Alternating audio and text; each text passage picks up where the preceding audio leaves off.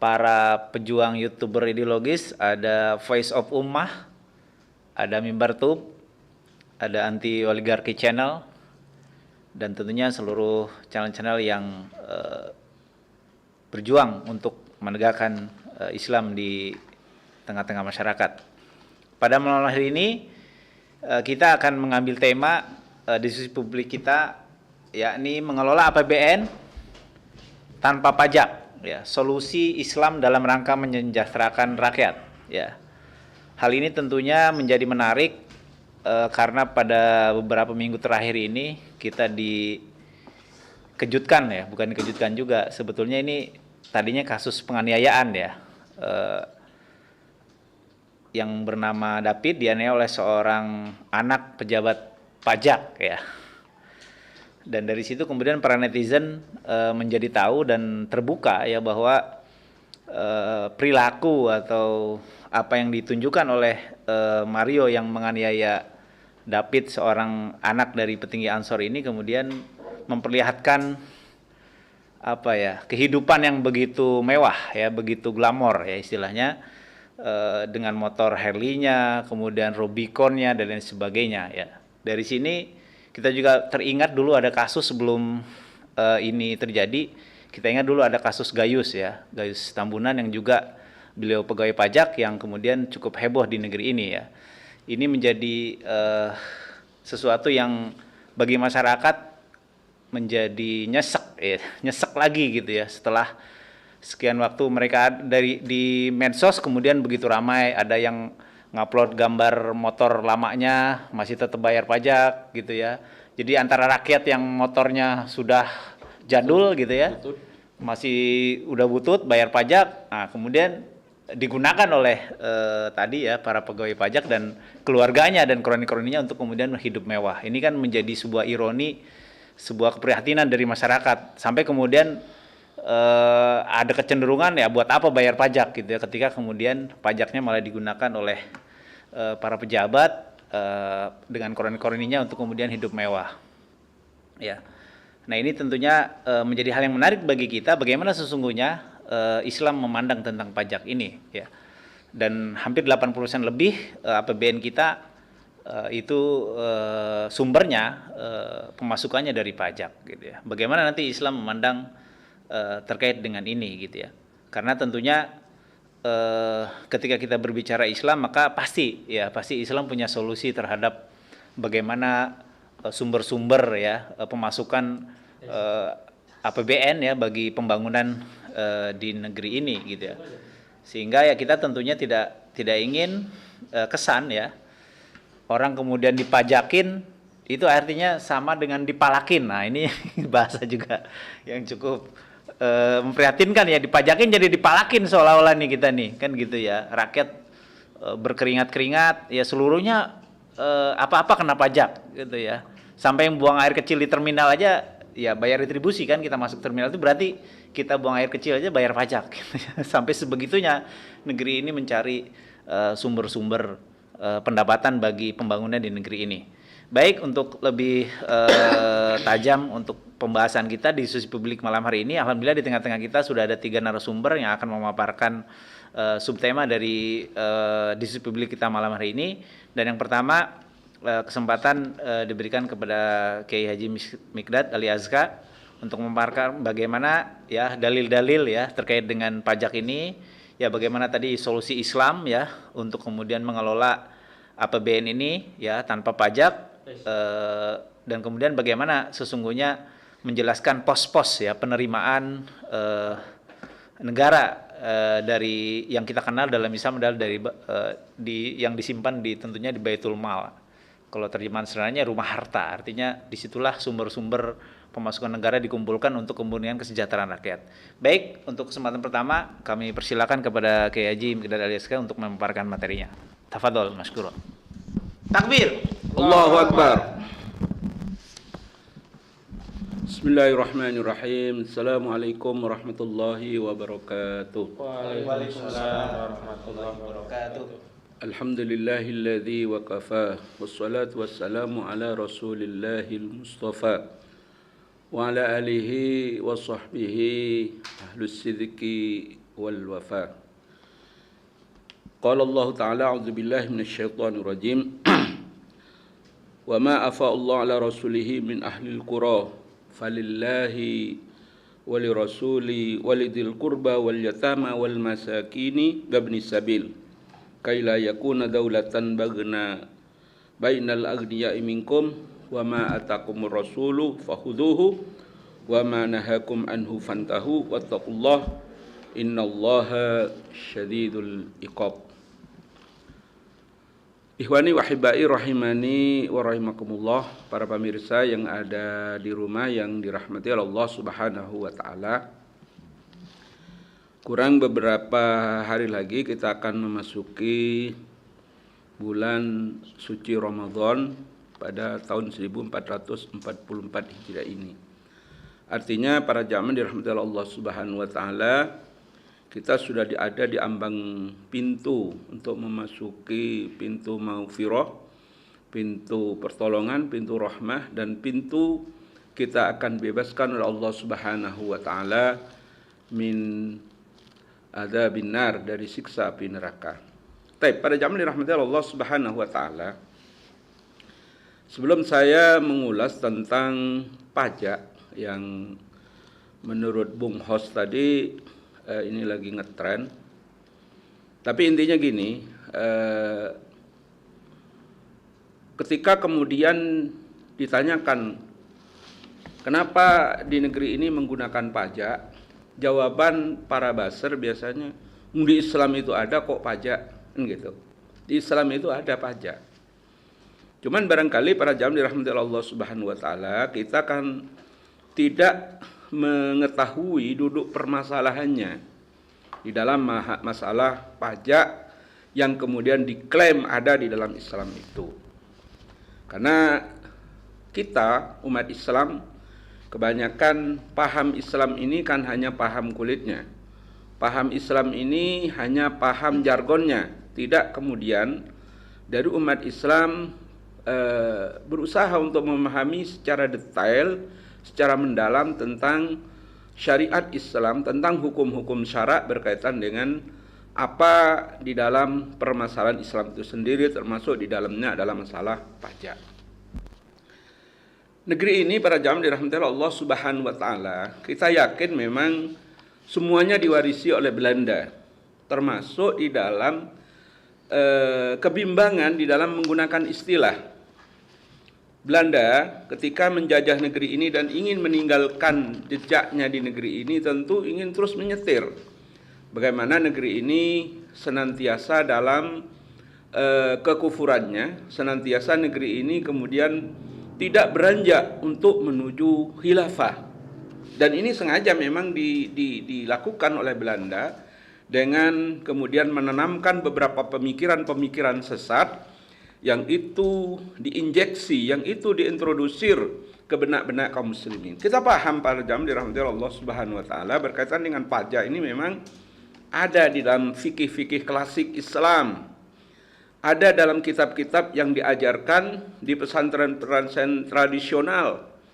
Tapi kemudian kadang-kadang itu tidak ngeling, tidak nyambung.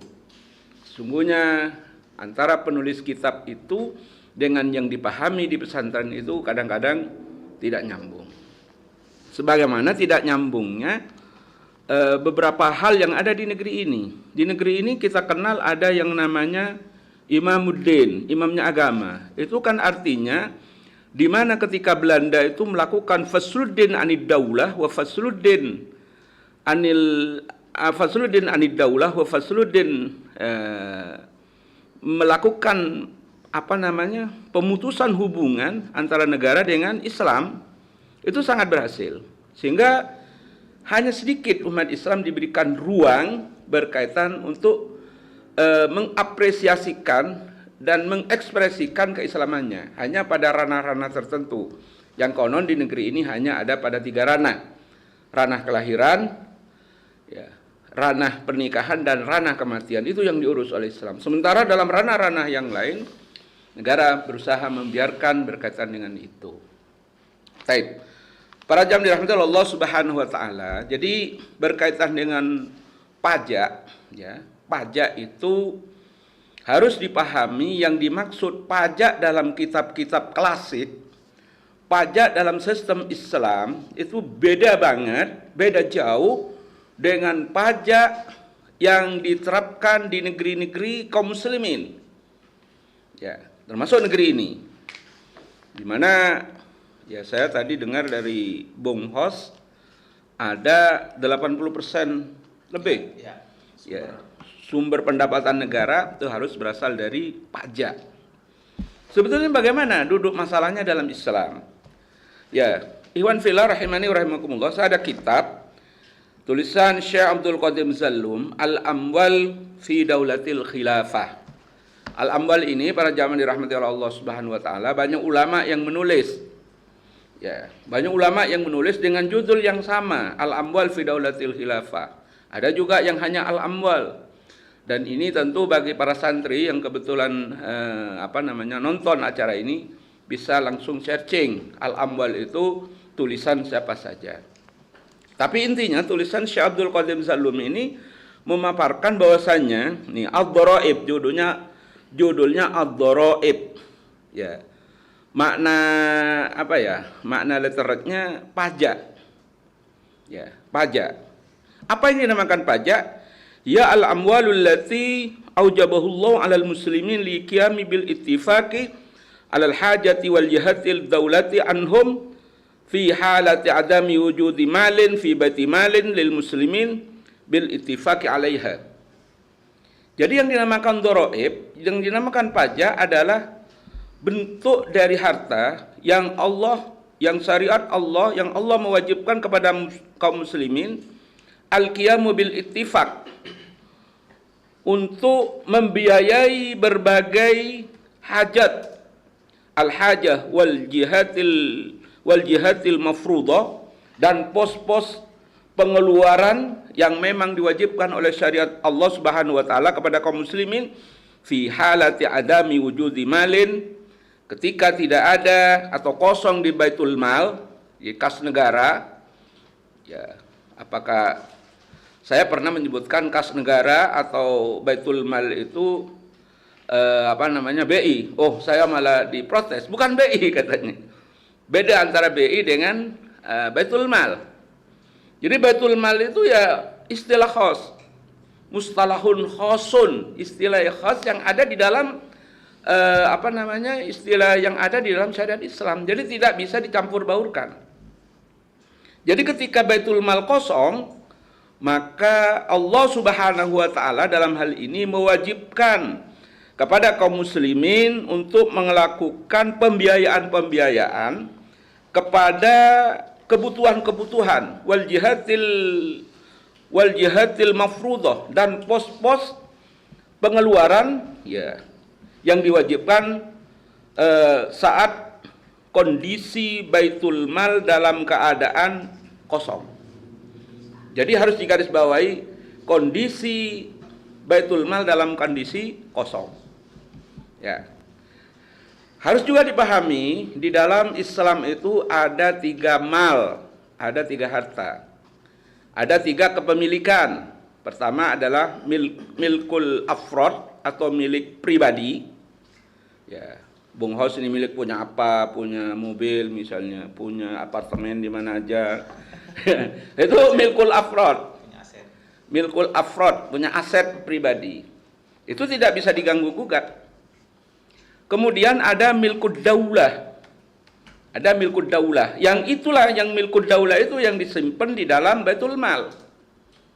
Dari fa'i, kharaj, ghanimah, kemudian sedekah atau zakat. Sementara ya, yang ketiga adalah milkul ummah atau milkul amah, miliknya umum, seperti tambang, emas, dan lain sebagainya. Yang ini tentu ikhwah fillah rahimani wa rahimakumullah, di dalam fikih-fikih klasik ini sudah disebutkan pengelolaannya oleh negara, tapi tidak boleh dimiliki oleh negara, dan sebesar-besarnya untuk kemanfaatan warga kaum muslimin yang ada di negeri khilafah itu. Jadi kepemilikan itu ya, tidak terakumulasi di dalam Baitul Mal. Masalahnya ketika Baitul Mal membutuhkan duit, membutuhkan dana, membutuhkan uang dalam rangka untuk 6 hal dalam hal ini. Ketika Baitul Mal itu kosong, maka khalifah dalam hal ini, kepala negara dalam hal ini bisa kemudian memerintahkan ya kepada petugas Baitul Mal untuk memungut yang namanya dharaib. Jadi harus digarisbawahi ketika kondisi Baitul Mal itu dalam keadaan kosong. Kalau tidak kosong, tidak bisa. Yang kedua, ya di dalam kitab ini juga disebutkan hanya sekedar untuk menutupi kebutuhan itu, bukan kemudian ditumpuk di dalam Baitul Mal, tidak ada di situ. Jadi Baitul Mal itu ketika menarik pajak itu bukan dalam rangka untuk dalam bahasa orang-orang keuangan supaya surplus keuangan, enggak. Jadi ketika didata untuk ini, kebutuhan ini jumlahnya sekian-sekian, maka nanti dharaib atau pajaknya itu segitu yang harus dikumpulkan, tidak boleh lebih dari itu. Dan yang terakhir adalah hanya diwajibkan kepada orang-orang yang berkemampuan, ya, orang-orang yang kaya, agniya. Jadi tidak diwajibkan kepada orang-orang ya, yang miskin. Tidak diwajibkan kepada yang miskin. Siapa saja yang kemudian, apa saja kemudian yang menjadi pos ketika khalifah dalam hal ini kepala negara kemudian memerintahkan pemberlakuan wajib kepada umat Islam yang kaya itu untuk bayar pajak. Selain yang ini itu tidak kena. Pertama adalah pembiayaan jihad dan segala hal yang harus dipenuhi yang terkait dengan jihad. Mau melakukan futuhat, ternyata Baitul Mal kosong.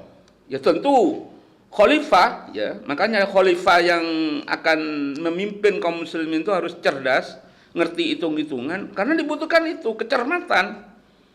Pertama tentu melihat ketika kita mau melakukan futuhat, yang harus diperhatikan adalah Baitul Mal ada enggak? Oh, enggak ada.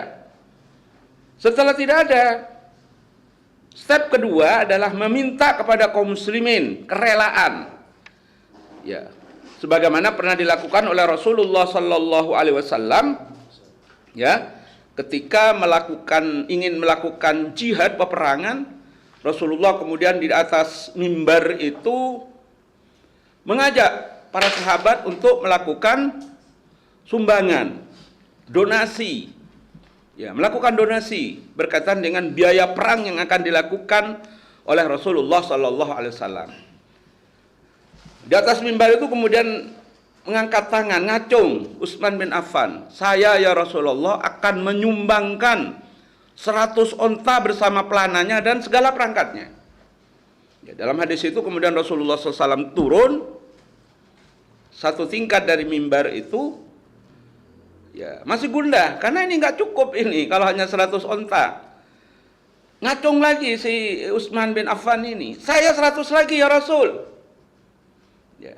Kalau dengan sumbangan ini juga ketika melakukan futuhat ini juga belum tercover, maka baru Baitul Mal itu ya melakukan pungutan kepada dharibah tadi, ad-dharaib tadi, pajak tadi.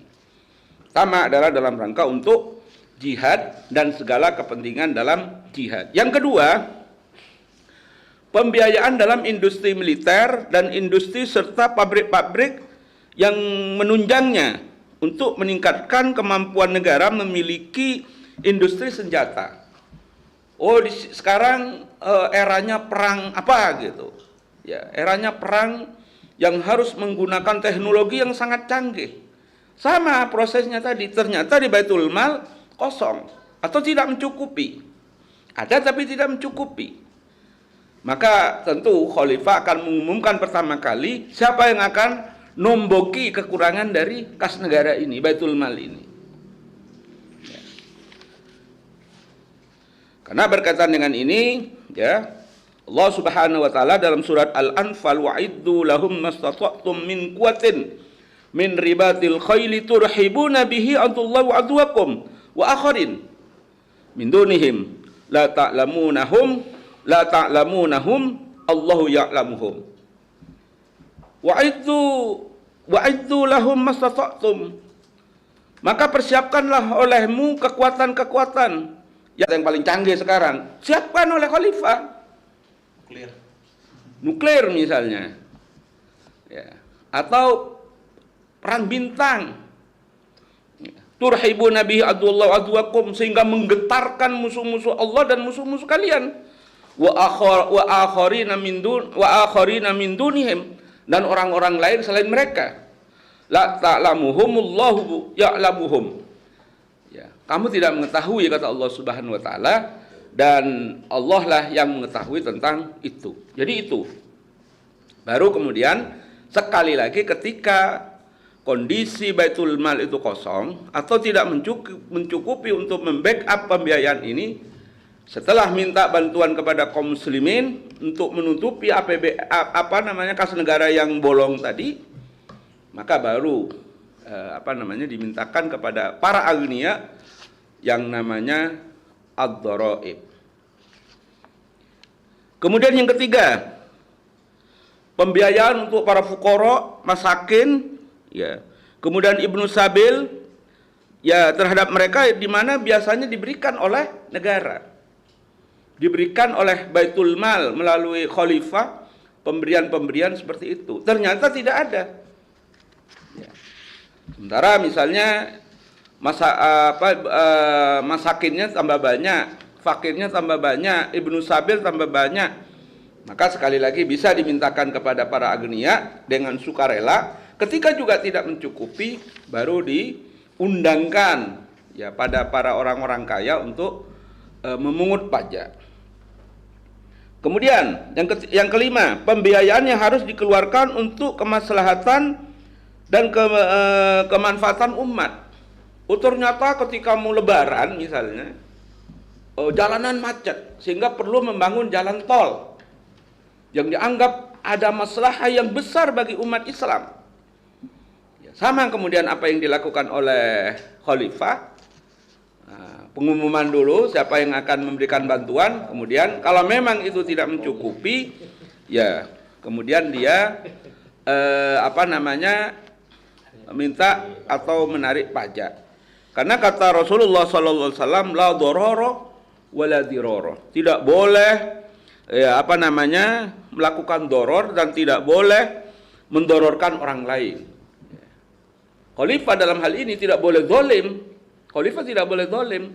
Ketika misalnya ini udah mau lebaran, ya, biasanya lebaran ini ya sampai berhari-hari di jalan, maka ketika itulah negara harus peka, ya.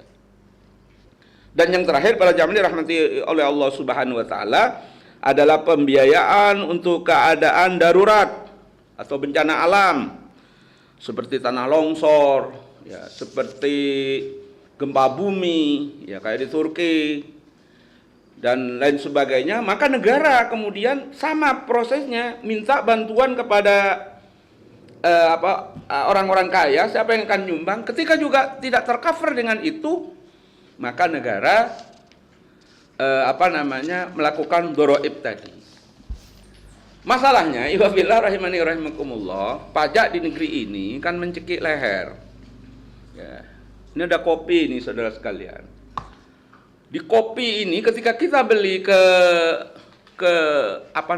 warung ke supermarket, sudah ada pajaknya. Ya. Jadi kata orang barat itu, dalam negara demokrasi, ini kata orang barat ini, dalam negara demokrasi itu tidak ada dua hal yang tidak bisa dihindari. Apa itu? Kematian dan pajak. Kematian dan pajak. Jadi demokrasi sampai kiamat pasti pajak terus, ya? Pasti pajak terus. Ya, pasti pajak terus. Nah, bagaimana dengan hukum pajak yang ada di sekarang? Ya, saya nggak bisa bilang. Itu kata Allah haram. Itu haram. Haram jadah itu. Teraniaya lah rakyat ya. Terzolimi. Ya, berkaitan dengan pajak ini kan sama dengan apa namanya pembuatan khamr, pembuatnya melakukan keharaman, regulatornya melakukan keharaman, penariknya melakukan keharaman, sehingga dikatakan oleh Rasulullah Shallallahu Alaihi Wasallam, ya, dalam hadis yang diriwayatkan oleh Imam Ahmad, la yadkhulul jannata sahibu muksin. Jadi yang berlaku sekarang ini, ya Ustaz Ahmad, bukan dhaif itu, muksin. Muksun itu apa? Cukai. Maksa. Ya, bahasa kita rutin lah. Ya. Rutin. La yadkhulul jannata sahibu maksin. Tidak akan masuk surga orang-orang yang memungut cukai. Ya, enggak ada angin, enggak ada hujan kok kita dipaksa bayar pajak, PBB lah, inilah. Taip. Lah kalau kemudian sudah haram, apa mungkin negara ini bisa dijalankan tanpa adanya pajak? Nah, itu. Ya, sangat mungkin lah. 13 abad ini bisa berjalan non pajak. Dan dalam sejarah Islam, dalam sejarah kekhilafan Islam, pajak itu ya jarang sekali diundangkan oleh khalifah. Karena memang ya apa namanya? Darurat lah kalau pajak. Enggak, karena memang apa Allah memberikan kekayaan kepada umat Islam ini sangat berlimpah. Ya. Dari kekayaan-kekayaan yang masuk dalam milkiyah amma, ya, atau milkiyah daulah, ya, dan lain sebagainya itu sudah cukup. Tidak harus orang dipalakin dengan pajak. Ya, tidak harus orang dipalakin dengan pajak. Maka tentu ini para jamaah ini rahmatullah Allah Subhanahu wa taala, bagi kita yang merasa mempunyai kemampuan untuk menghitung tentang itu, maka ya hitung. Kenapa negeri ini kok nggak pernah selesai dari pajak? Dan ternyata rakyatnya juga nggak makmur. Ya. Maka nanti mungkin ikhwafillah rahimani rahimakumullah, intinya gini, simpulan dari saya, kalau negeri ini dipimpin oleh syariat Islam, selesai. Ya. Kenapa kemudian tidak selesai? Ya, karena umat Islam tidak mau dipimpin oleh syariat Islam. Waman a'radu an dzikri fa inna lahu ma'isyatan dongka. Kita ini dongka terus. Dan ingat kata Allah Subhanahu wa taala, wa nahsyuruhu yaumal qiyamati. Kita ini bakal dikumpulin oleh Allah Subhanahu wa taala dalam keadaan buta. Saya yakin para petinggi pajak yang ada di negeri ini paham betul. Ya, karena Al-Fakir pada zaman dirahmati Allah Subhanahu wa taala sering khutbah di kantor-kantor pajak. Mereka ini jidatnya lebih hitam dari saya. Artinya sujudnya sangat kuat. Kalau saya tanya, ya, Senin Kemisnya juga jalan, insya Allah Ustaz. Ya, tapi ya gimana lagi, karena sistem menghendaki yang demikian. Ya, gimana lagi? Mereka hanya bawahan. Sementara atasannya berfoya-foya dengan Rubicon, dengan Harley Davidson dan lain sebagainya. Ini bukan urusan saya. Tapi intinya, simpulan dari saya, kalau negeri ini ingin makmur, terapkan syariat Islam, beres. Wallahu a'lam bishawab. Baik. Demikian yang kita bisa simak dari paparan Kiai Haji Mikdad Ali Azka, bagaimana sesungguhnya syariat Islam ya tadi mengelola penerimaan sumber pendapatan negara, dan beliau juga mencontohkan selama kurang lebih 1300 tahun ya Islam berjaya, Islam di masa kegemilangannya dibangun selama 1200 tahun, dibangun bukan dari pajak ya. Artinya sumber-sumber pendapatan negara tentunya ketika kita mengacu kepada syariat Islam tadi, yakin bahwa Allah Subhanahu wa taala telah menyiapkan dan telah menyediakan seluruh sumber-sumber pendapatan bagi negara untuk kemudian mengatur rakyatnya, dan itu bukan dari pajak ya. Adapun tadi pajak atau riba dalam hasanah fikih Islam itu hanya dilakukan pada saat-saat tadi kas negara Baitul Mal itu betul-betul minim, dan itu hanya sekian persen terjadi, dan itu tadi selama bentangan sejarah 13 tahun tidak kemudian itu jadikan sumber utama yang tadi saya sebutkan. Itu data tahun 2017 ya, 80%, sekarang agak turun 2022 terakhir kemarin itu 70%, hampir 70% pendapatan sumber pendapatan negara dari pajak. Artinya masih dominan ya, masih dominan di atas 50% bahwa sumber pendapatan negara kita itu didapati dari pajak. Baik, untuk berikutnya kita akan lebih detail lagi, lebih kita simak lagi bagaimana sesungguhnya potensi kekayaan alam di negeri kita ya, di negeri yang orang bilang gemah ripah loh jinawi ini gitu ya, di negeri Jamrud Hatulistiwa ini gitu, yang orang bilang tongkat kayu saja jadi tanaman gitu ya. Kok kenapa ini di negeri yang begitu melimpah ini kok bisa-bisanya gitu ya kita tadi hampir di atas 50% kita pembangunan dari pajak ya. Ya artinya tadi malakin seolah-olah malakin dari rakyat. Baik, berikutnya kita akan simak ya paparan dari Ustadz Ahmad Rozinuddin ya, akan memaparkan tadi potensi sumber daya Indonesia yang kita kategorikan sebagai tadi kepemilikan umum ya, milkiyah ammah ya dalam negeri atau sistem yang kemudian diatur oleh syariat Islam. Dan itu tentunya akan cukup, apakah akan cukup nanti membiayai APBN kita yang saat ini sumber pendapatan dominannya dari pajak yang tahun 2002 kemarin itu kita pendapatnya 2.300 triliun ya totalnya, sementara pengeluaran itu 2.700 dan selalu ada defisit tiap tahun, dan itulah defisit yang biasanya ditutupi dengan utang ya, utang luar negeri tentunya, dan lagi-lagi akan masuk ke jebakan riba ya, debt trap gitu. Itu yang kemudian selalu terjadi tiap tahun, pengeluaran selalu lebih tinggi dari pendapatannya gitu ya. Itu yang terjadi di negeri kita. Nah, baik, di paparan kedua ini apa saja sebenarnya sumber-sumber pendapatan negara dalam Islam yang bisa kemudian dioptimalkan tanpa kemudian harus rakyat ini dipajakin gitu ya. Baik, kita simak. Tafadhol Mazkura, Ustaz Ahmad Rozinuddin memaparkan paparannya. Takbir. Bismillahirrahmanirrahim. Assalamualaikum warahmatullahi wabarakatuh. Waalaikumsalam warahmatullahi wabarakatuh. A'udzu billahi minasyaitonir rajim. Bismillahirrahmanirrahim. Walau ana ahlal qura amanu wa taqaw la fatahna alaihim barakatin minas sama'i wal ard walakin kadzabu fa akhadnahum bima kanu yaksibun. Dan sekiranya penduduk negeri-negeri beriman dan bertakwa, pastilah kami akan melimpahkan kepada mereka barokah dari langit dan bumi. Tetapi mereka mendustakan ayat-ayat kami, maka kami siksa mereka disebabkan perbuatannya. Al-A'raf ayat 96. Ikhwan sekalian yang dimuliakan Allah Subhanahu wa taala, tadi sudah dijelaskan oleh Ustadz Mikdad Ali Aska beberapa hal, saya kutip dulu. Yang pertama, dalam Islam pajak itu jelas haram.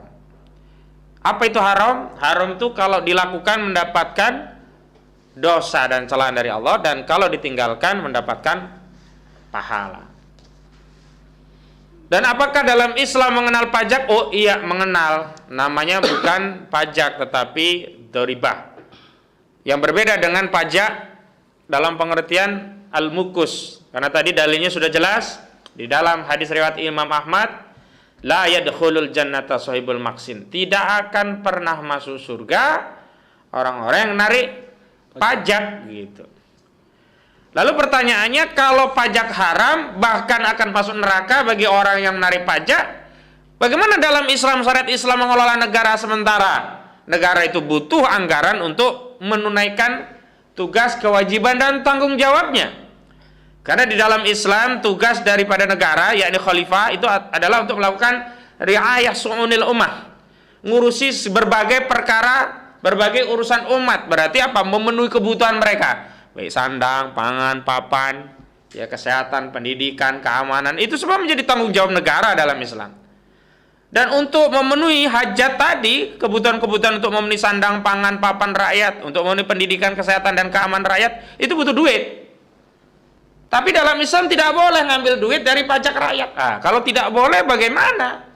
Sementara dalam perspektif APBN kita yang sekuler ini ya, justru pajak itu punya peranan sentral. 85-90% pendapatan negara itu diperoleh dari pajak. Maka pajak itu dianggap sebagai pendapatan primadona, pendapatan negara. Saya kutip saja ya.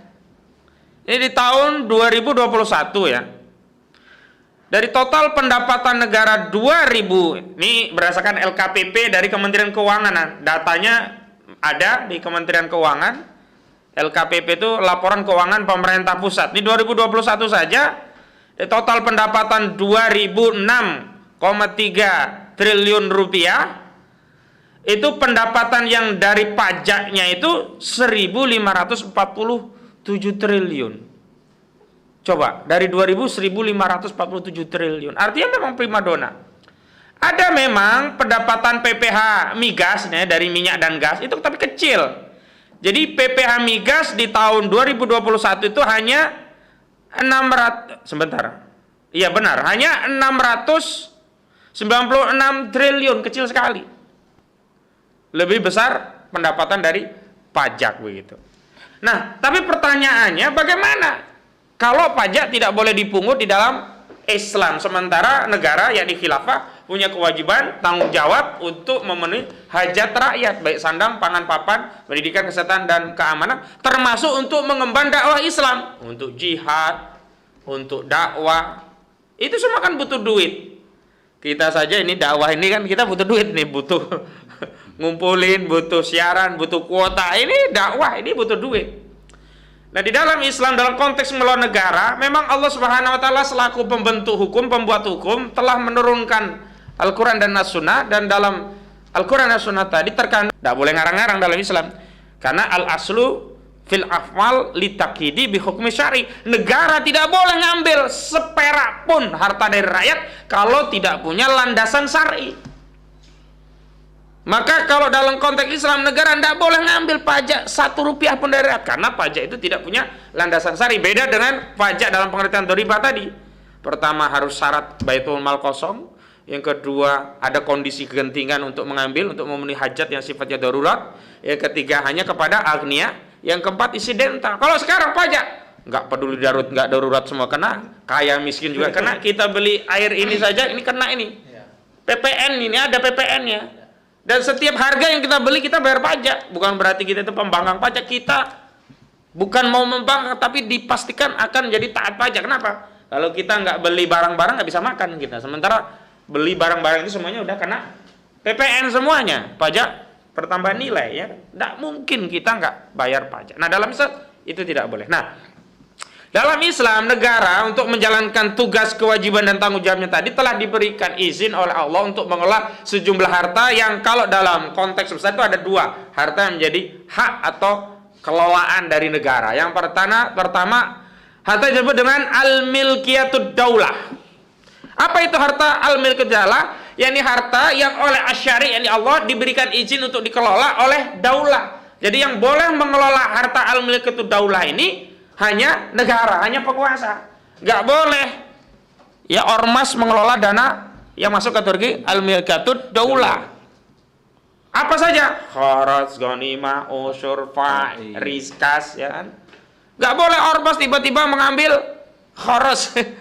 Nggak boleh ormas ngambil rikas dari barang temuan, itu kan kena 20%-nya atau 1/5-nya al-mukus itu barang temuan. Nggak boleh. Termasuk yang menjadi wewenang untuk mengelola negara itu adalah harta zakat. Zakat itu yang punya kewenangan khud min amwalihim itu bukan panitia zakat di masjid musola. Bukan juga LSM, lembaga sosial yang mengelola charity ya. Lembaga sosial itu bukan. Yang punya wewenang adalah amil. Yang dimaksud amil itu adalah ajir dari negara, yakni azir dari khilafah, yang punya tugas khusus mengelola masalah zakat, baik menaksirnya, memungutnya, menghitungnya, menyimpannya, mendistribusikannya, melihat mana saja asnaf yang punya hak atas zakat, itu yang dimaksud amil. Bukan amil panitia zakat pas menjelang Idul Fitri gitu loh. Amil dalam pengertian syara itu adalah ajir yang ditunjuk oleh negara, pegawainya negara, ASN-nya negara, tapi mereka spesifik khususi masalah zakat. Amil sekarang ini bukan. Amil sekarang hanya panitia. Oh iya. Orang. Ya. Pak Amil itu KUA. Ya, tidak seperti itu gitu.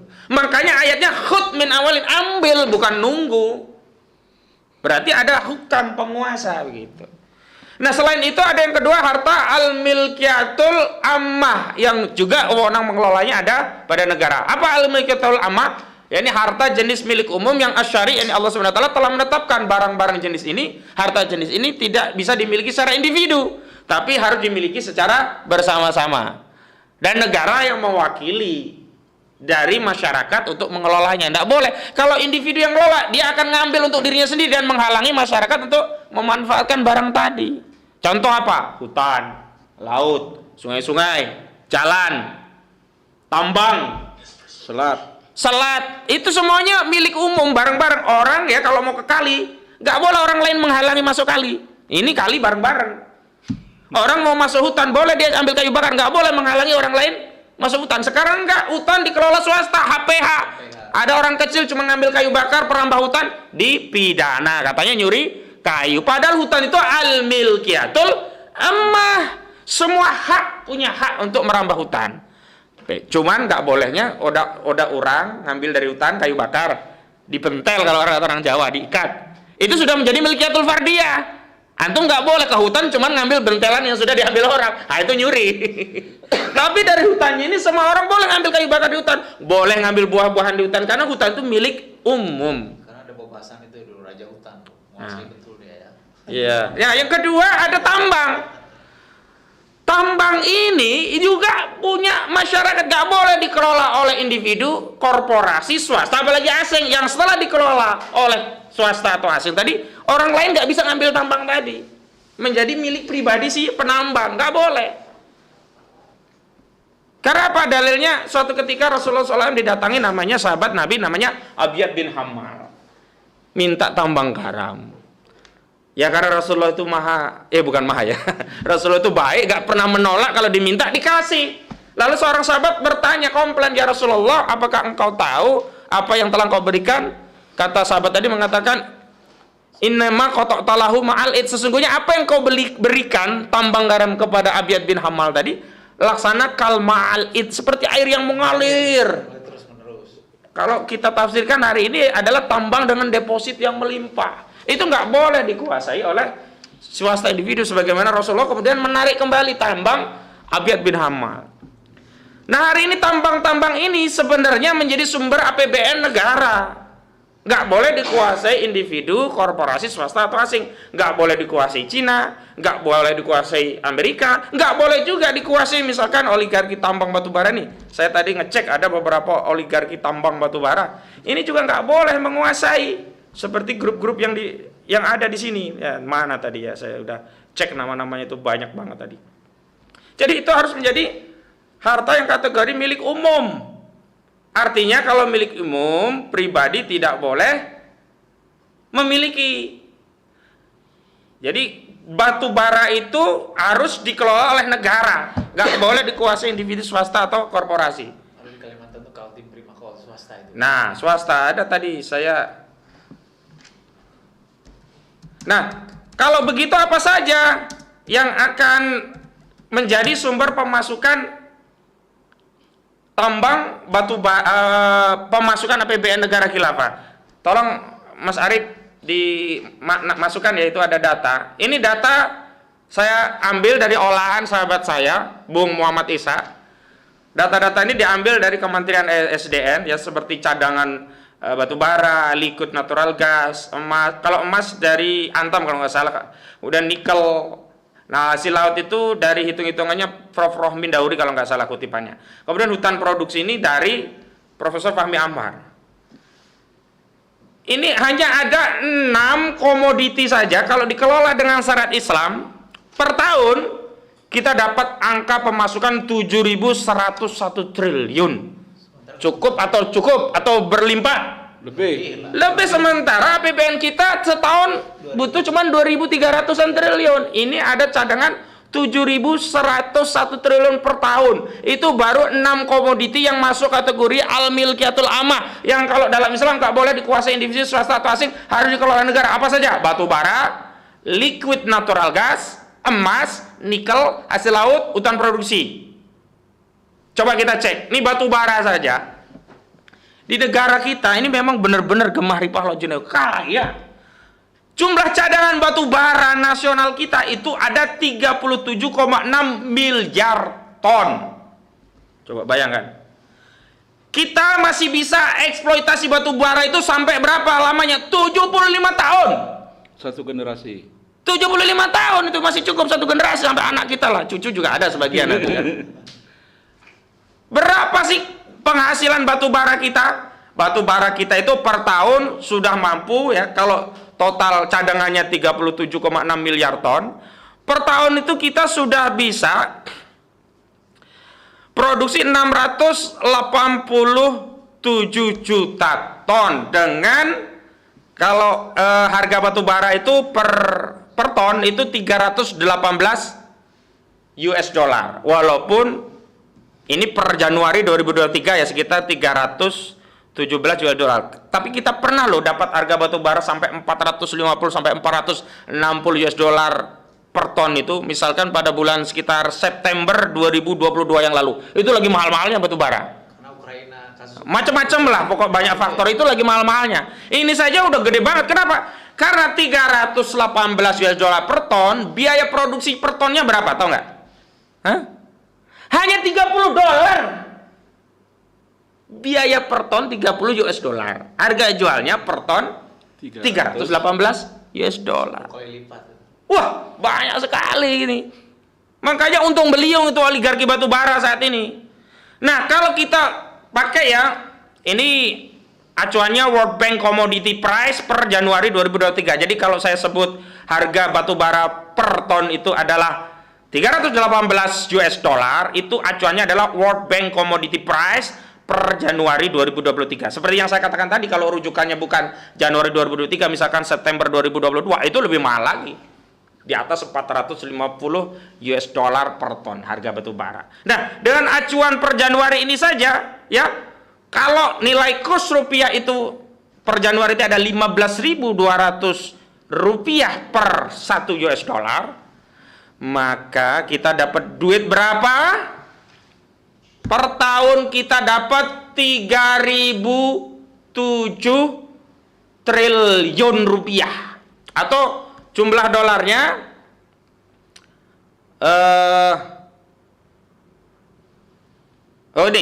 ini dapat nilai per tahun itu 3.007 triliun per tahun. Itu sudah dengan total produksinya per tahun 687 juta ton ya.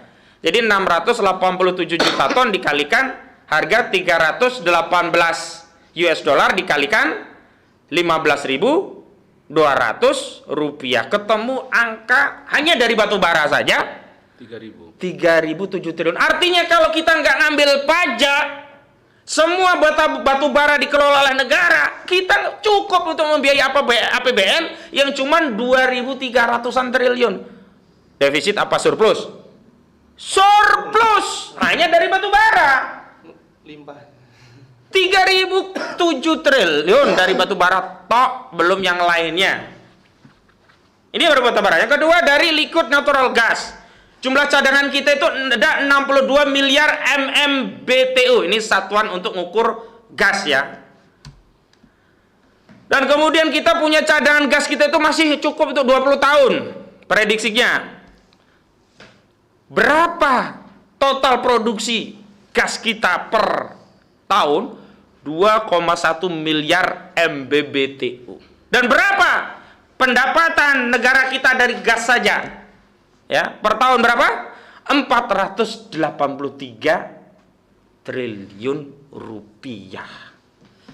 Naik kita, Mas emas ini karena biaya produksinya agak tinggi ya, cadangannya juga tidak seperti batu bara yang melimpah. Jadi emas kita itu total produksi per tahun 70 ton. Emas ini 70 ton. Bukan batu. Terus berapa potensi pendapatan kita dari emas? Masih tetap ya dengan acuan rupiah 5.200.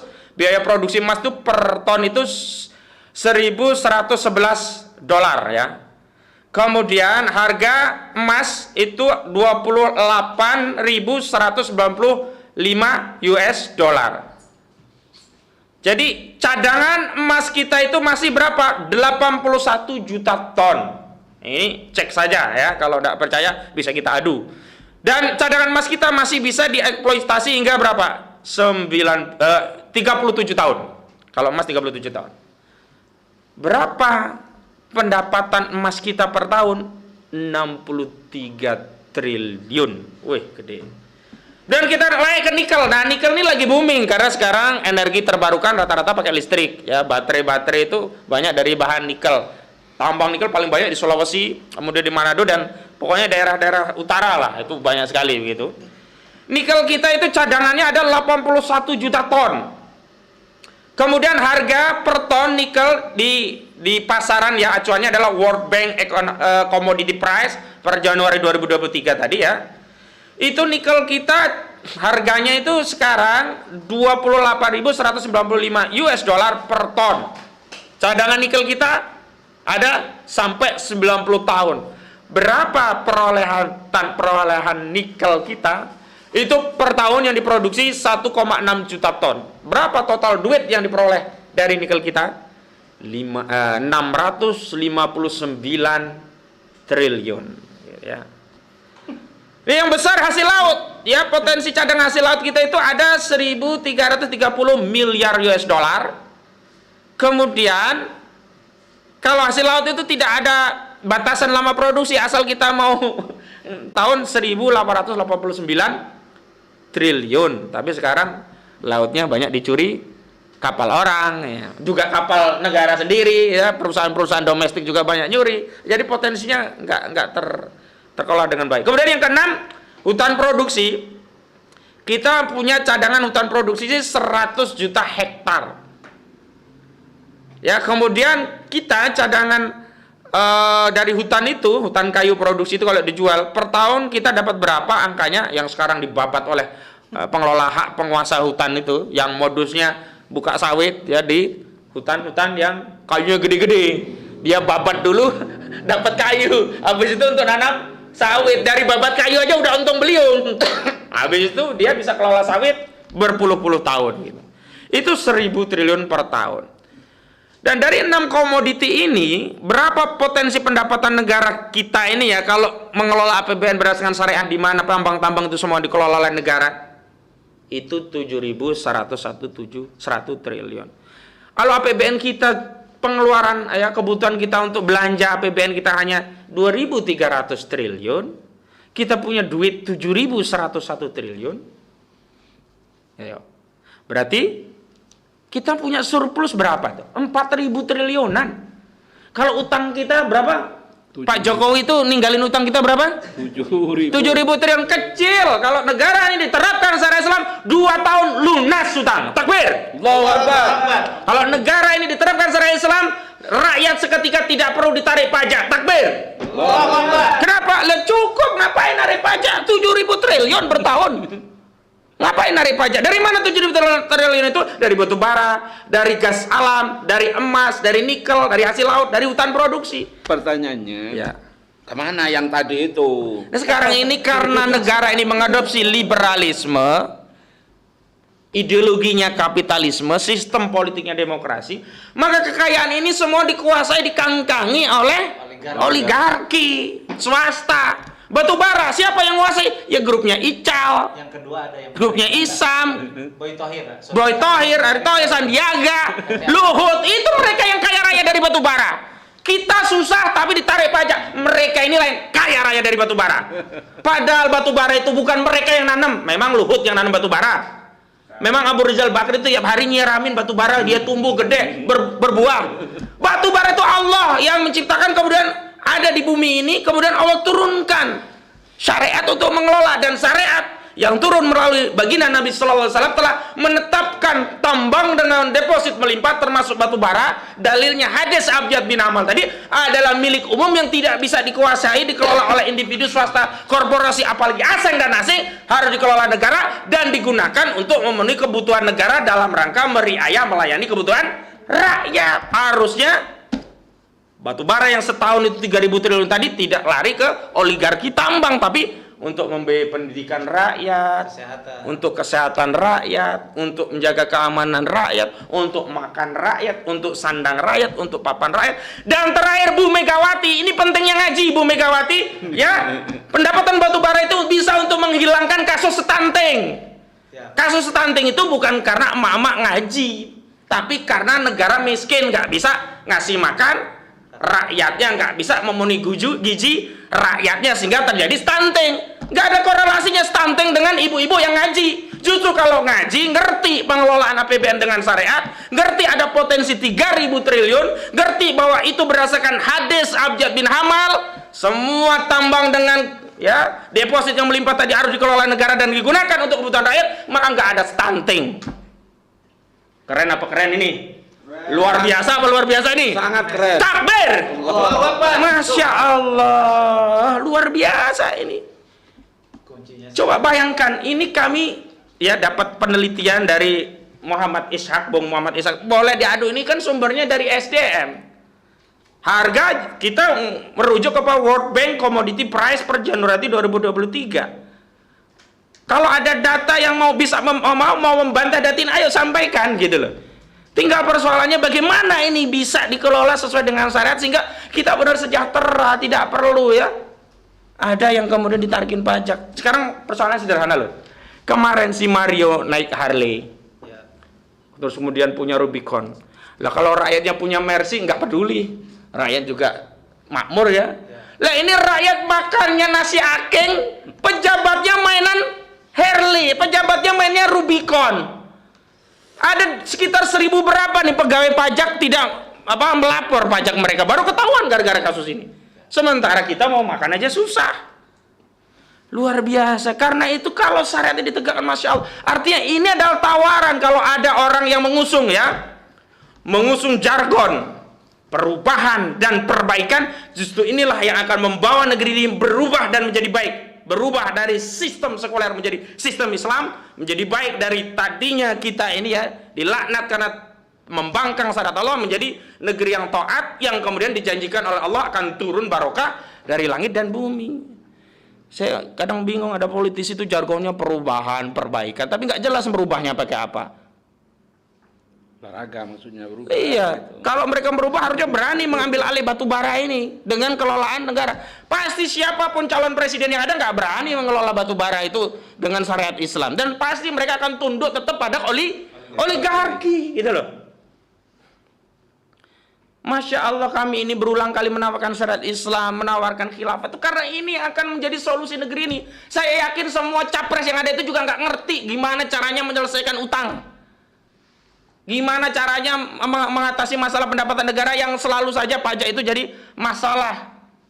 Nggak bisa. Mereka menyelesaikan utang bisa. Dengan utang baru. Nah itu sama saja. Gali lubang tutup lubang. Ini kalau dengan Islam tuntas.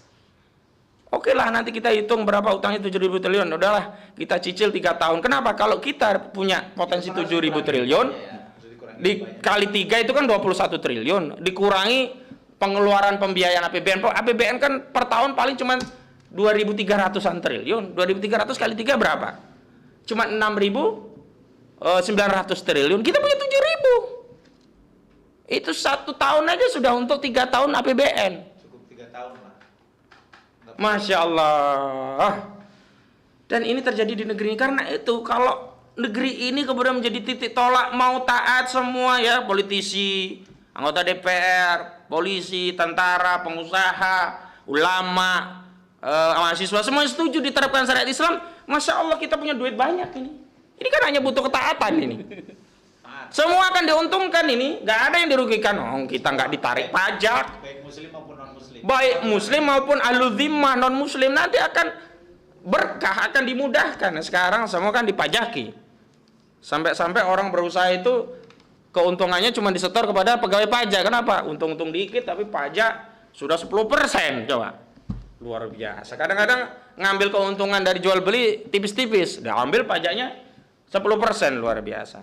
Baik, sebagai khotimah, saya menyampaikan ini karena kecintaan saya kepada negeri ini, dan ini adalah solusi dari yang menciptakan saya, yang menciptakan kita semua manusia, yang menciptakan alam semesta, dan yang menciptakan kehidupan. Dialah Allah Subhanahu wa ta'ala. Tidak mungkin Allah menurunkan risalah melalui Nabi kita Muhammad SAW kalau itu justru menjadi masalah. Makanya saya ingin tegaskan, tidak ada itu yang namanya syariat Islam itu justru akan memberatkan kita. Syariat Islam itu untuk memudahkan kita, menyelamatkan kita, bahkan bukan hanya selamat di dunia, juga selamat di akhirat. Itulah pentingnya kita kembali kepada syariat Islam. Dan syariat Islam ini hanya bisa dilaksanakan kalau kita, negeri ini, memiliki institusi yang disebut dengan institusi khilafah. Sekali lagi, syariat Islam inilah yang nanti akan diterapkan oleh khilafah dan akan menyelesaikan segala persoalan, termasuk masalah bagaimana membiayai APBN ini. Demikian dari saya, kurang lebihnya mohon maaf. Billahi fisabil haq fastabiqul khairat, wallahu muwaffiq ila aqwamit thoriq. Wassalamualaikum warahmatullahi wabarakatuh. Waalaikumsalam warahmatullahi wabarakatuh. Takbir. Allahu Akbar. Baik, demikian tadi uraian dari Ustadz Ahmad Zainuddin yang begitu bersemangat ya. Karena kenapa semangat? Karena kita punya 7.000 triliun tadi ya. Kita punya kekayaan alam yang bisa kita eksploitasi di negeri ini. Ketika negara betul-betul taat ya, tadi kuncinya taat kepada syariat Islam, maka sesungguhnya kita punya angka potensi dari hanya 6 ya, 6 potensi sumber daya alam yang bisa dikelola oleh negara itu sudah bisa menghasilkan tadi sekitar 7.000 triliun. Sementara APBN kita 2.300 sampai 2.700 ya. Tadi 2022 kita pengeluaran 2.700. Jadi masih sisa banyak ya. Sisa banyak untuk tadi kalaupun utang itu harus kita bayar, bisa kita bayar dalam waktu 3-4 tahun sudah lunas gitu ya. Ketika tadi kuncinya bagaimana kita kembali ke syariat Allah, syariat Islam yang memang yakin mampu bisa menuntaskan seluruh problematika hidup kita ya. Dan memang sedihnya di negeri ini gitu ya. Jadi tadi ya seluruh rakyat kemudian kesusahan ya, tadi pejabat-pejabat hidup mewah. Yang lucu kan misalnya pernah ada keluhan dari masyarakat, mereka mau melamar kerja harus sudah punya NPWP, keluar uang, punya kartu BPJS kewajibannya harus keluar uang dulu. Jadi belum apa-apa udah harus keluar uang dulu ya untuk bayar pajak ini itu, sementara melamar kerjanya belum tentu diterima juga gitu ya. Jadi masyarakat lagi-lagi ya terzolimi dengan kondisi yang ada ya, karena tadi negara tidak cukup mampu mengelola kekayaan alam yang luar biasa tadi, akibat dari tadi jauhnya dari prinsip-prinsip nilai-nilai syariat Islam yang mestinya dipegang oleh kita sebagai muslim yang yakin dan taat kepada Allah Subhanahu wa taala. Baik, yang berikutnya kita akan simak ya paparan yang ketiga dari Ustadz Zaki Abu Zundi ya, yang insya Allah akan memaparkan bagaimana APBN tadi yang sesuai syariat itu sesungguhnya apakah mungkin gitu ya, pertanyaannya diterapkan di dalam sistem demokrasi saat ini gitu ya, mungkin nggak gitu ya, APBN yang berbagai tadi potensi yang ada ini di negeri kita, di negeri yang sumber daya alamnya melimpah ini. Atau pertanyaan berikutnya, gimana caranya? Sementara kan teknologi kita nggak punya teknologi misalnya gitu ya, teknologinya dikuasai oleh orang-orang asing gitu ya. Nah itu juga bisa jadi pertanyaan di masyarakat ya, gimana cara mengelolanya. Sehingga dari pertanyaan tersebut, kalau memang tidak bisa syariat Islam ini diakomodir dalam sistem sekuler demokrasi, nah terus diwujudkan dalam sistem apa gitu ya. Itu menjadi mudah-mudahan menjadi diskusi menarik lagi di paparan yang ketiga ini, yang insya Allah akan disampaikan oleh Ustadz Zaki Abu Zundi. Kami persilakan takbir. Allahu Akbar.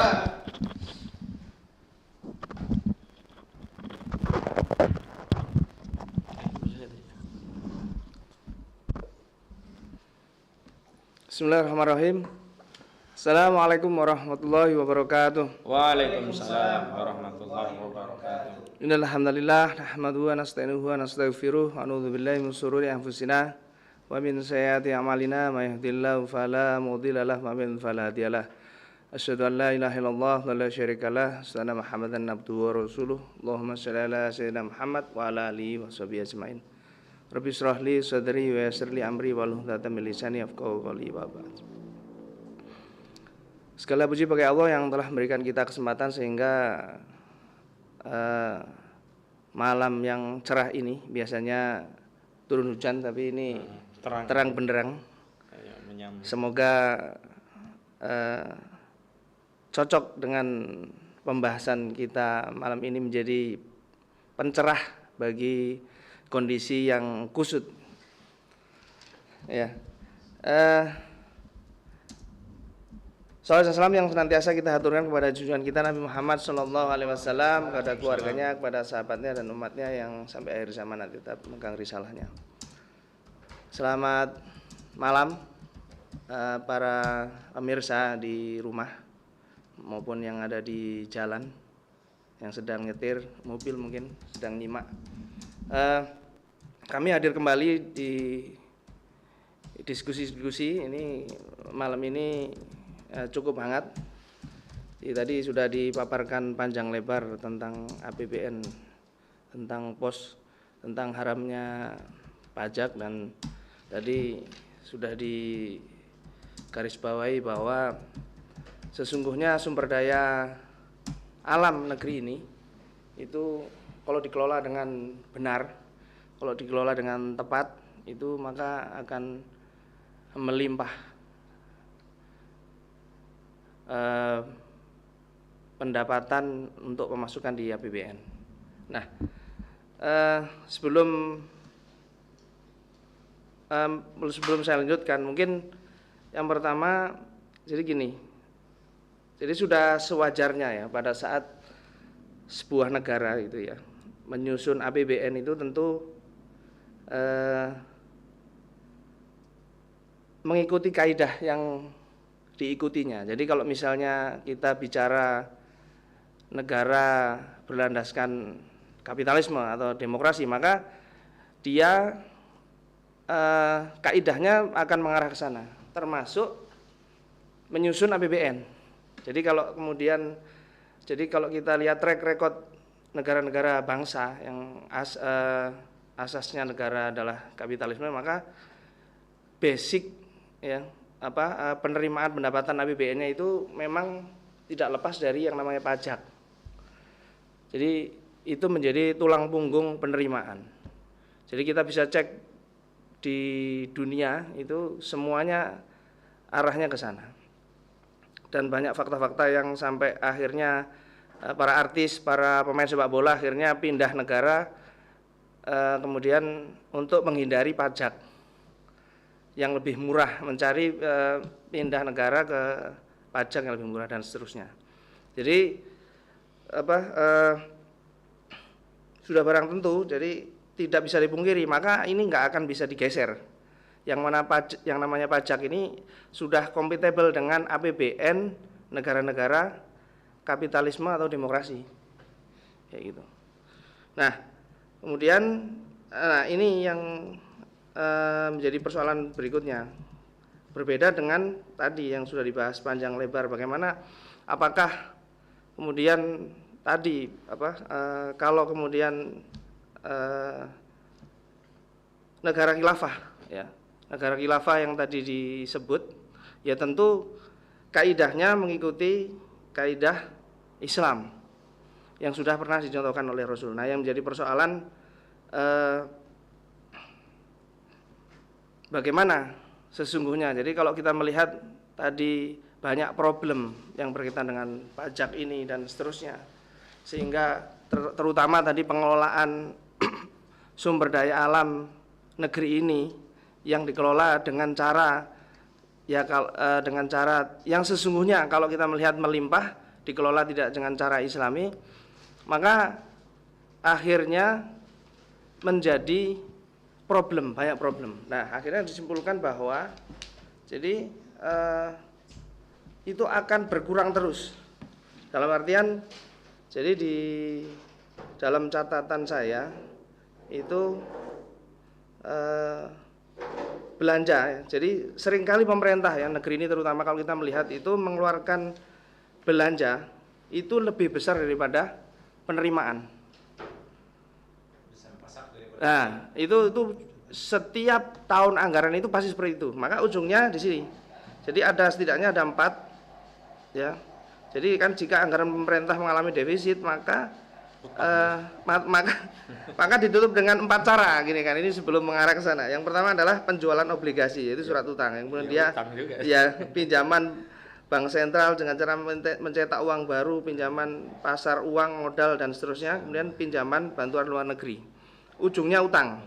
Nah, terus kemudian utang itu kemudian berikutnya utang pasti kan ada bunga. Nah, riba lagi ya, ini haram lagi nih. Tadi isi pajak haram ditambah utang ada bunga, haram riba haram lagi. Double kuadrat gitu. Makin ini kan gitu kan. Nah, tidak hanya itu ya, kalau kita melihat di situ haram double, kemudian ini kan utang kan berarti ada beban. Sing nanggung sopo kan gitu kan, jadi persoalan berikutnya. Nah, ini kan kalau kemudian defisit ini terus-menerus digulirkan 2000 APBN 2000 padahal kekuatan catatan APBN sesungguhnya itu cuma 1000, berarti kan utang paling enggak separuh atau seperempatnya lah, anggap aja gitu kan fakta yang terjadi. Berarti kan utang terus-menerus ditambah bunga. Digulung ini. APBN ini kan digulung. Utang dibayar dengan utang lagi dan seterusnya terus-menerus ini. Sampai kapan? Yang menjadi pertanyaan kan sampai kapan? Nggak ada habisnya. Artinya kekacauan itu tidak akan bisa berhenti kecuali satu hal. Nah, nanti satu halnya. Nah, satu sisi itu akan menjadi beban. Beban siapa? Siapa lagi kalau bukan rakyat, Pak. Bahkan kalau dihitung terakhir itu satu orang itu bayi lahir itu 2 juta. Sudah dibebani 2 juta atau 13 juta. Hah? Iya. 13 juta. Kalau dibagi rata jumlah rakyat Indonesia, nah itu kan seperti itu. Kita punya ya 7.000 ya. Ya kan? Jadi artinya apa?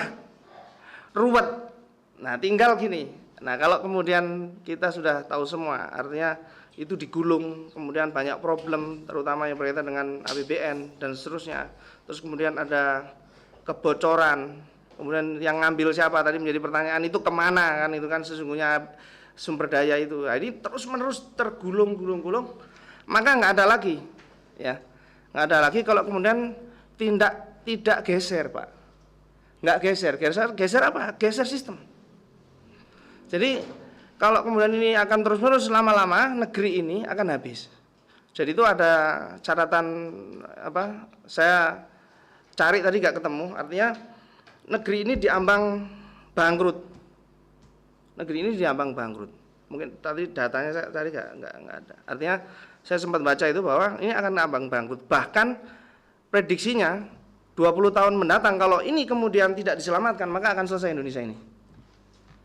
Akan hilang. Nah, maka salah satunya malam ini kita tawarkan sistem. Sistem apa? Sistem lebih kuat. Lebih kuat.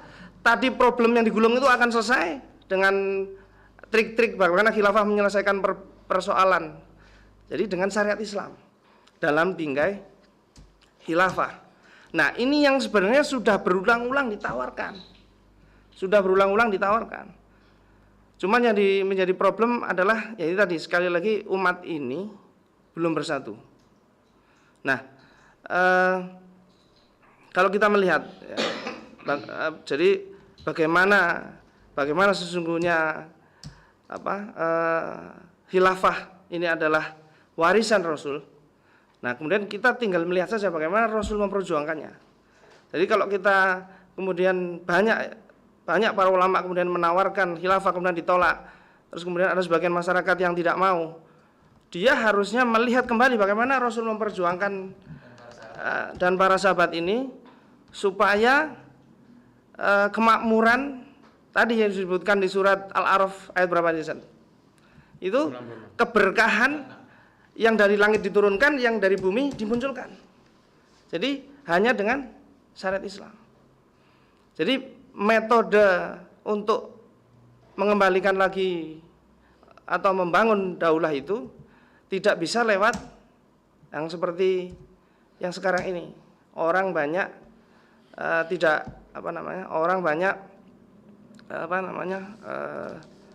lagi seru-serunya tahun-tahun politik ini. Gitu. Ya.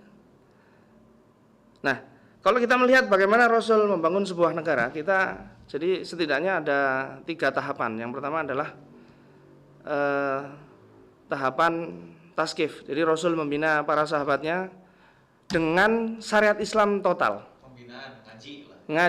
Ngaji total dengan syariat Islam. Bukan malah menjauhin ngaji. Bukan menjauhi ngaji seperti yang disebutkan tadi.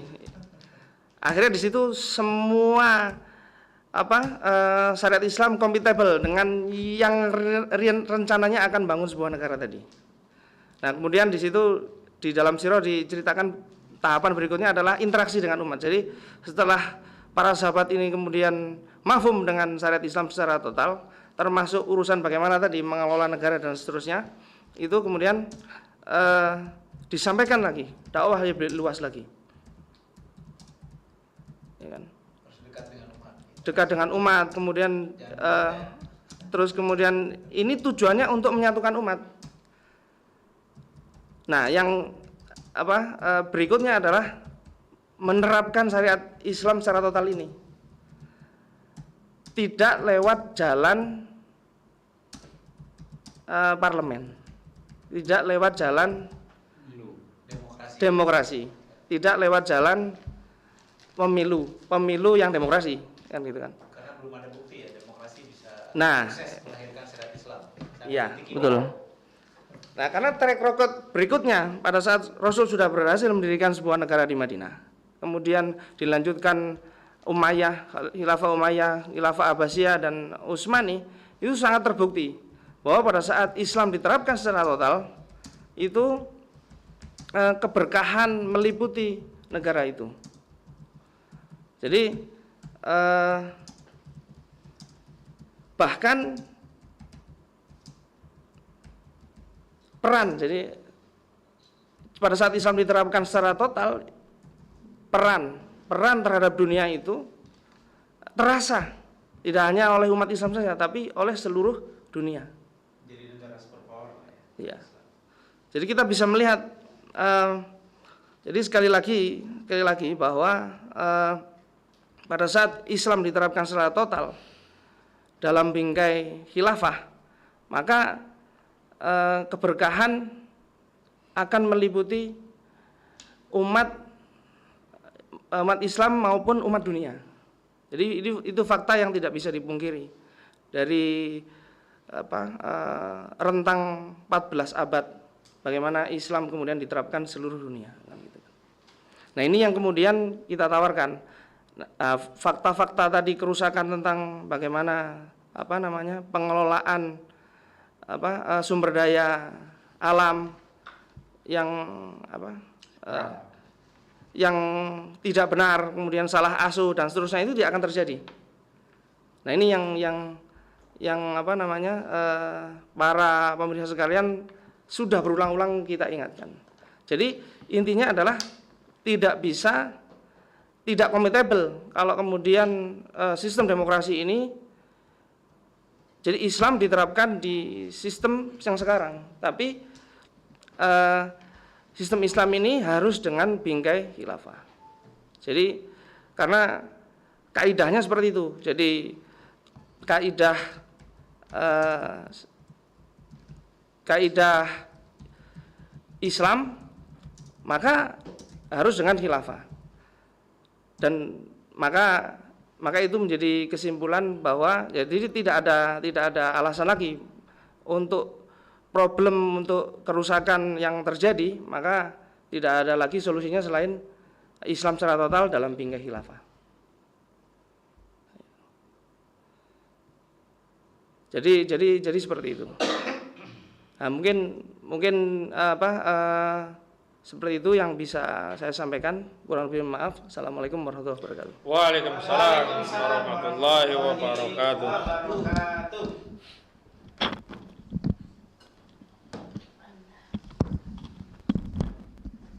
Baiklah, demikian tadi paparan terakhir dari Ustaz Zaki ya, yang begitu menegaskan ya bahwa hanya dalam sistem Islam ya, syariat Islam ini tentu akan bisa berdaya, berkah ya, bermanfaat bagi seluruh umat ya. Sebagaimana beliau tadi sampaikan bahwa belum ada bukti sampai saat ini ya, cara lain ya selain apa yang dilakukan oleh Rasul dan para sahabat ya, dengan tadi 3 tahapan tadi ya, dengan tazkiyah, pembinaan, pengkaderan, kemudian dengan interaksi dakwah di tengah-tengah umat, dan kemudian penerapan syariat Islam secara total, secara kafah gitu ya. Jadi belum ada metode lain sampai detik ini yang berhasil sebagaimana Rasul dan para sahabat ya. Di jalan-jalan lain dengan demokrasi atau dengan kudeta berdarah misalnya ya, sebagaimana beberapa dilakukan oleh negeri-negeri sosialis atau komunis ya, kemudian itu tentunya bukan contoh bagi kita, sehingga ya tentu kita yakin bahwa hanya dengan wadah Islam sebagai mungkin pengibaratan ya, kalau kita air minum ini air jernih minum ya, disimpan di botol tentu pas wadahnya atau di gelas, tapi mungkin kita akan merasa enggan ketika air minum itu kita masukkan di pispot. Air minum isinya sama ini gitu ya, tapi wadahnya pispot, nggak cocok gitu ya. Tentu kita tidak mau, karena pispot bukan tempat yang cocok untuk kita minum kan gitu ya, walaupun isi airnya jernih murni yang kemudian sebagaimana kita minum saat ini. Jadi tentu syariat Islam harus cocok habitatnya ya, hidup di wadah sistem Islam juga yang tadi selama bentangan sejarah di masa Khulafaur Rasyidin, para khalifah yang sudah kita kenal, Khalifah Abu Bakar, Khalifah Umar bin Khattab, Khalifah Utsman bin Affan, dan Khalifah Ali bin Abi Thalib, tentu ini menjadi contoh bahwa wadah khilafah dengan sebutan pemimpinnya khalifah itulah yang akan bisa menerapkan syariat Islam dan tadi bisa mengelola ya sumber daya alam yang sudah dipaparkan tadi. Dari 6 saja itu bisa menghasilkan dalam setahun sekitar 6.000 sampai 7.000 triliun, yang itu cukup lebih dari kebutuhan kita yang saat ini hanya sekitar 2.000 sekian triliun tadi ya, dan bahkan bisa mencicil hutang dalam 2-3 tahun ya. Jadi tentu ini bukan hitungan kaleng-kaleng gitu ya. Bagi pemirsa, bagi para netizen yang memiliki data yang mungkin enggak segitu, kita cuman kalau kita kelola paling cuma 500 triliun ya. Baik, mari kita berargumen, berdiskusi ya, namanya diskusi publik, kita tawarkan inilah data kita, bukan dari sumber yang hoak tadi, dari data SDM yang harga-harga pun resmi terbuka ya, bagaimana harga tadi batu bara dan seterusnya kita bisa akses ya. Jadi yang menjadi kecil hati bagi kita karena tadi caranya gimana gitu ya, karena tadi oligarki sudah begitu mengakar, menguasai negeri ini gitu ya, sehingga ya tentunya perlu keberanian, perlu perjuangan dari kita ya, untuk kemudian mengungkap ya hal-hal yang mungkin selama ini belum terungkap gitu ya, menyibak ya tabir yang selama ini mungkin masyarakat belum tahu. Dari kasus pajak yang tadi penganiayaan ya, kalau penganiayaan itu urusan polisi lah, apakah betul-betul itu tadi berencana penganiayaan atau itu ranahnya kepolisian. Tapi bagaimana dari kasus itu kemudian terungkaplah tadi harta-harta yang kemudian bisa jadi bukan sumber yang resmi dia dapatkan ya, sumber dari korupsi dan sebagainya. Ya itulah kemudian fakta yang kita lihat pada saat ini, akibat dari apa? Akibat dari penerapan demokrasi yang tadi akhirnya membuat para pejabat itu hidup dengan berbagai gelimang harta mewah, sementara rakyatnya ya begitu susah mencari sesuap nasi ya. Bahkan beberapa netizen ya itulah membandingkan, ada jalan yang di pelosok tertentu jalannya tanahnya merah, hujan, kemudian harus bahkan ada berita sampai 2-3 hari truk kemudian ya antri ya untuk melewati jalan yang begitu rusak gitu ya. Sementara tadi pajak kita terus kemana gitu kan, pajak kita terus kemana gitu, masih ada jalan-jalan yang sangat rusak yang itu harusnya menjadi fasilitas umum yang kemudian dikelola negara dengan baik. Sehingga dulu Umar bin Khattab saja sampai nangis ya ketika keledai sebagai alat angkut saat itu, alat transportasi, kemudian terantuk kakinya di jalanan Umar menangis. Itu baru satu lubang yang diinjak oleh keledai waktu itu. Umar menangis gitu. Karena dia tahu bagaimana pertanggungjawaban seorang pemimpin di akhirat nanti ketika dia tidak bisa melayani rakyatnya, tidak bisa membuat fasilitas umum yang nyaman buat rakyatnya. Tentu ini menjadi contoh pemimpin Umar seperti ini gitu ya. Bukan contoh pemimpin Umar yang saat ini yang ingin dinisbatkan ke Umar tapi kemudian jauh dari perilaku dan sistem yang diterapkan syariat Islam. Baik, itu saja yang bisa kita paparkan di publik pada malam hari ini. Kami dari channel Voice of Ummah, kemudian Membartub, Anti Oligarki Channel, dan jaringan YouTuber pejuang lainnya, insya Allah ya akan terus menghadirkan diskusi-diskusi publik yang insya Allah syar'i, yang kita mengacu hanya kepada syariat Islam dan kita tawarkan kepada masyarakat. Mari kita sama-sama berjuang untuk menjadikan negeri ini negeri yang barokah, yang baladun tharibun dan kemudian pasti bisa mensejahterakan rakyat. Baik, demikian alfu minkum, mohon maaf segala kekurangan dari sejak jam 8 malam tadi kita live sampai detik ini. Kami mohon maaf bila ada kekurangan dalam penyajian. Kita tutup majelis kita ini dengan istighfar dan doa majelis. Astagfirullahaladzim, subhanakallahumma wa bihamdika, asyhadu an la ilaha illa anta wa astaghfiruka wa atubu ilaik. Billahi taufiq. Wassalamualaikum warahmatullahi wabarakatuh. Waalaikumsalam warahmatullahi wabarakatuh.